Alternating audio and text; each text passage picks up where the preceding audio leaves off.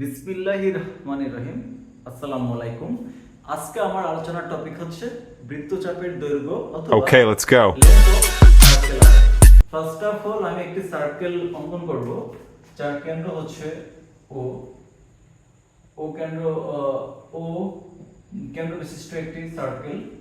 যেহেতু আমি এখানে বৃত্তচাপের দৈর্ঘ্য বের করতে চাচ্ছি, তাহলে আমি একটা কাজ করি, এখানে ধরো যে কোনো একটা দৈর্ঘ্য নিই, আমি লাইক এটুকু দৈর্ঘ্য নিলাম এবি, অর্থাৎ আমরা এবি বের করব।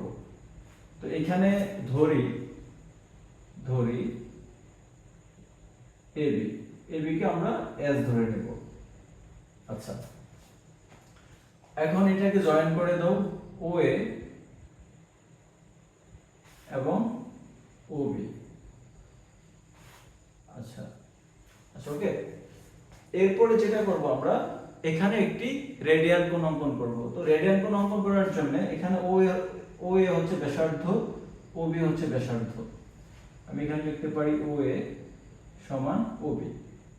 এখন এখানে আমরা সকলে জানি যে রেডিয়ান কোণ হচ্ছে ব্যাসার্ধ সমান বৃত্তচাপ কেন্দ্রে যে পরিমাণ কোণ উৎপন্ন করে তাকে রেডিয়ান কোণ বলে।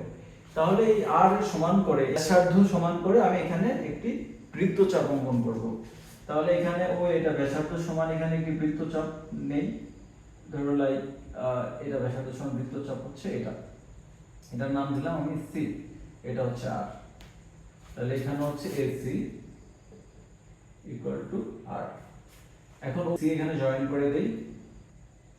যেহেতু এটি একটি রেডিয়ান কোণ, তাহলে আমরা এখানে লিখতে পারি হচ্ছে 1 রেডিয়ান।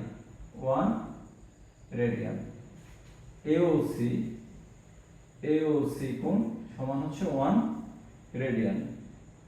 আচ্ছা, আর এখানে AC হচ্ছে বৃত্তচাপ, AC ইকুয়াল টু বৃত্তচাপ।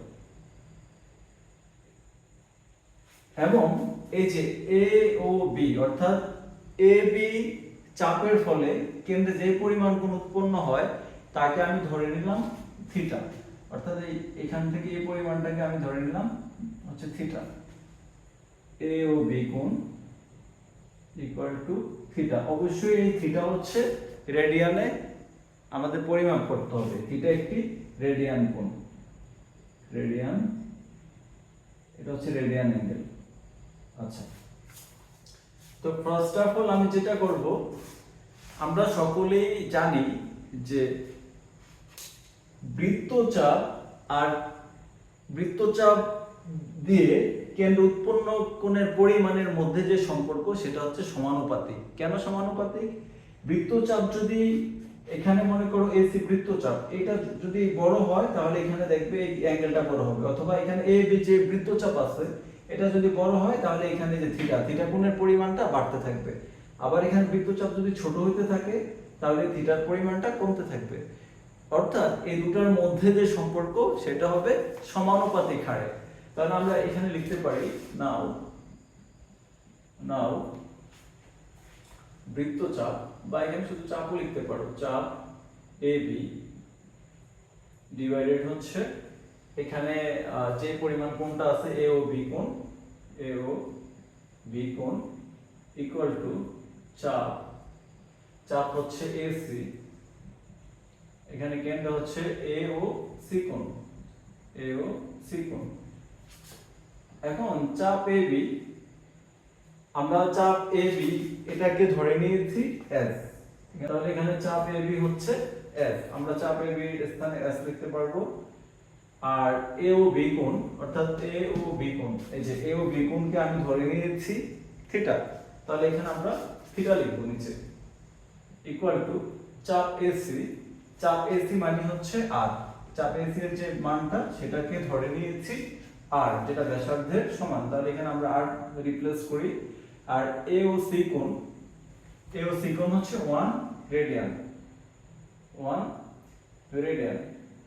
আচ্ছা, তাহলে এখানে আমি S রেখে দেই, S ইকুয়াল টু এখানে থিটাকে গুণ করো R থিটা, আর থিটাকে 1 দিয়ে ডিভাইডেড করলে আর থিটাই হয়। তাহলে আমরা এখানে যে বৃত্তচাপের দৈর্ঘ্য সেটা পেয়েছি S equal to R theta. এখানে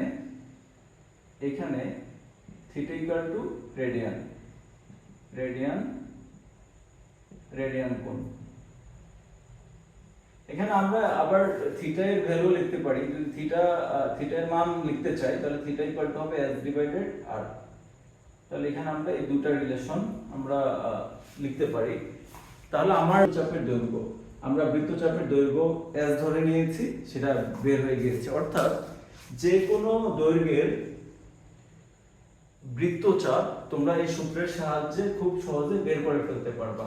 ধরো তোমাকে যদি এখানে এ বি এই বৃত্তচাপটি বের করতে বলা হয়, যদি জাস্ট তোমাকে আর আর থিটার মান দিয়ে দেওয়া হয়, তাহলে খুব সহজেই তুমি এখানে আর আর থিটা এর স্থানে মান বসিয়ে বৃত্তচাপের দৈর্ঘ্যটি বের করে ফেলতে পারো। অর্থাৎ এই রিলেশন থেকে তোমাকে যে কোনো দুটা রাশির মান যদি দেয়া হয়, তুমি আরেকটি রাশির মান বের করে ফেলতে পারবা। এখানে কিন্তু রাশি বেসিক্যালি তিনটা, একটি থিটা, একটি আর, একটি এস। আশা করি সকলেই ক্লাসটি বুঝতে পেরেছো। আমার সাথে থাকার জন্য ধন্যবাদ।